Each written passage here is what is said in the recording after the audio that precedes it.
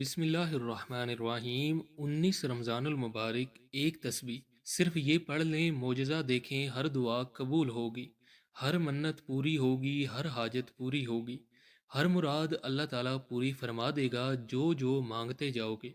رب کی ذات عطا فرماتی جائے گی کیونکہ رب کی ذات خود فرمائے گی اس میں کہ میں اتنا عطا کروں گا کہ تم راضی ہو جاؤ گے، اور انشاءاللہ اس عمل کی برکت سے رب کی ذات آپ کے نصیبوں کو کھول دے گی۔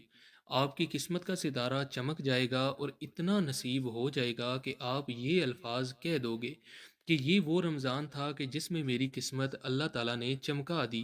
اور دوسرا انشاءاللہ جیسے 19 رمضان آ گیا ہے تو 2-3 دن بعد پھر تیسرا عشرہ شروع ہونے والا ہے جو جہنم سے آزادی کا پروانہ ہے، اور اس تیسرے عشرے کی جو خاص بات ہے وہ اس کی 5 طاق راتیں 21، 23، 25، 27، 29، ان میں سے ایک رات ایسی ہے جس کو لیلۃ القدر کہا جاتا ہے۔ لیلۃ القدر کیا ہے؟ لیلۃ القدر 1000 مہینوں سے بہتر رات ہے۔ اس رات کا ایک سجدہ 1000 مہینوں کے سجدوں سے بہتر ہے۔ اس رات کا پڑھا ہوا ایک وظیفہ 1000 مہینوں کی راتوں سے بہتر ہے۔ اس رات کی مانگی ہوئی ایک دعا 1000 مہینوں سے بہتر ہے۔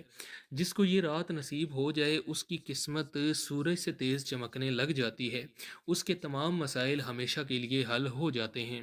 تو چلتے ہیں اپنے وظیفے کی طرف جو میں نے آپ کے سامنے شیئر کرنا ہے۔ قرآن پاک کی ایک سورت ہے، آپ نے 101 مرتبہ پڑھنی ہے۔ سحری کے بعد سے لے کر افطاری تک کا ٹائم ہے، تھوڑا تھوڑا کر کے بھی پڑھ سکتے ہیں، ایک نشست کے اندر بھی پڑھ سکتے ہیں۔ اول و آخر 3 مرتبہ درود پاک پڑھنا ہے۔ درود پاک آپ کوئی سا بھی پڑھ سکتے ہیں، لیکن اگر درود ابراہیمی پڑھیں تو زیادہ بہتر ہے۔ اس کے بعد آپ نے سورہ والضحیٰ کو 101 مرتبہ پڑھنا ہے۔